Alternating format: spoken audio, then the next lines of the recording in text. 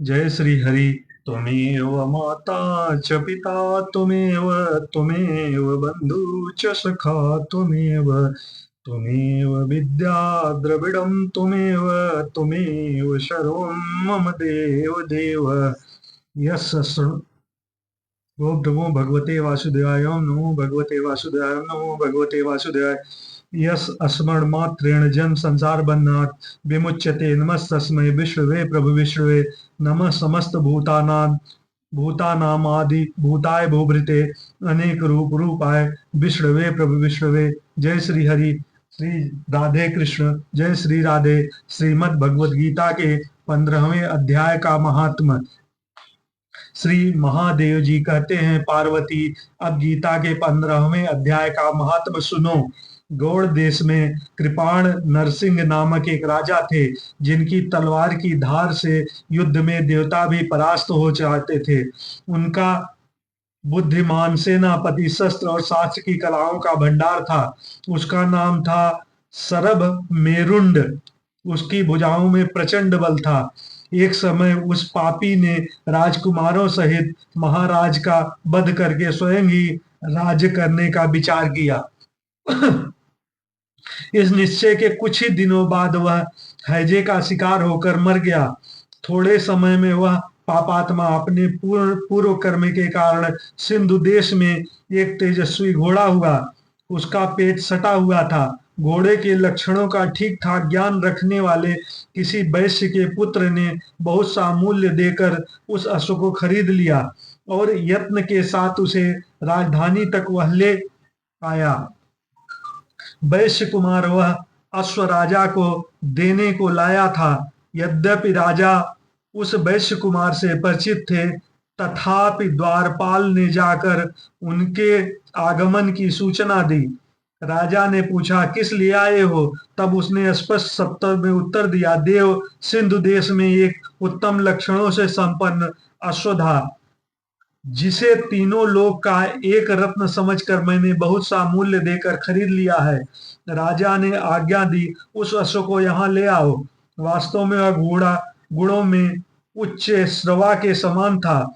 सुंदर रूप का तो मानो घर ही था। शुभ लक्षणों का समुद्र जान पड़ता था।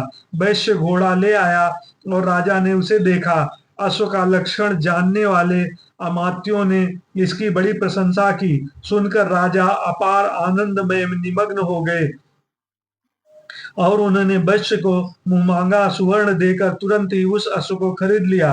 कुछ दिनों बाद एक समय राजा शिकार खेलने के लिए उत्सुक हो उसी घोड़े पर चढ़कर वन में गए। वहां मृगों के बीच इन्होंने अपना घोड़ा बढ़ाया।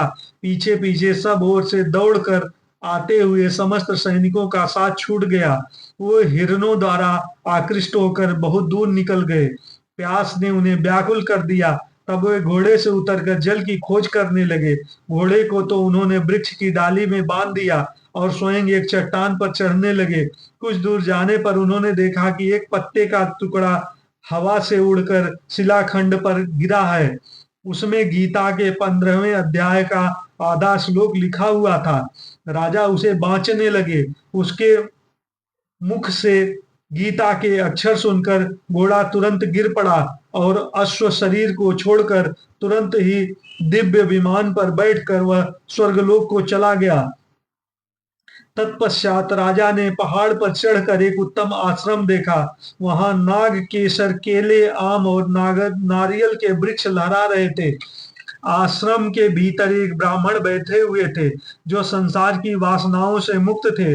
राजा ने उन्हें प्रणाम करके बड़ी भक्ति से पूछा, ब्राह्मण, मेरा अश्व जो अभी अभी स्वर्ग को चला गया, उसमें क्या कारण है?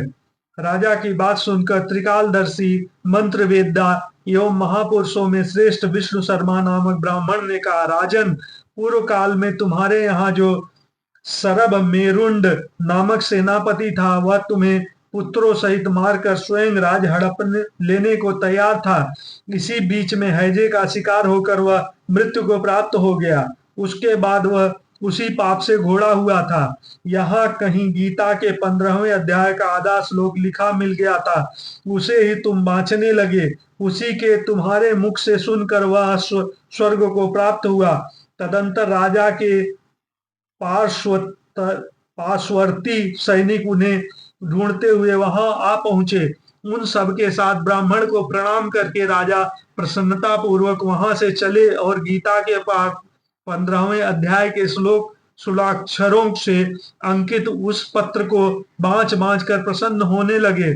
उनके नेत्र हर्ष से खिल उठे थे। घर आकर उन्होंने मंत्र वेदता मंत्रियों के साथ अपने पुत्र सिंहबल को राज सिंहासन पर अभिषिक्त किया और स्वयं 15वें अध्याय के जप से विशुद्ध चित्त होकर मोक्ष प्राप्त किया। जय श्री राधे। श्री कृष्ण गोविंद हरे मुरारे, हे नाथ नारायण वासुदेव। ओम नमो भगवते वासुदेवाय, ओम नमो भगवते वासुदेवाय, ओम नमो भगवते वासुदेवाय। जय श्री राधे कृष्ण, जय श्री राधे, जय श्री राधे, जय श्री राधे।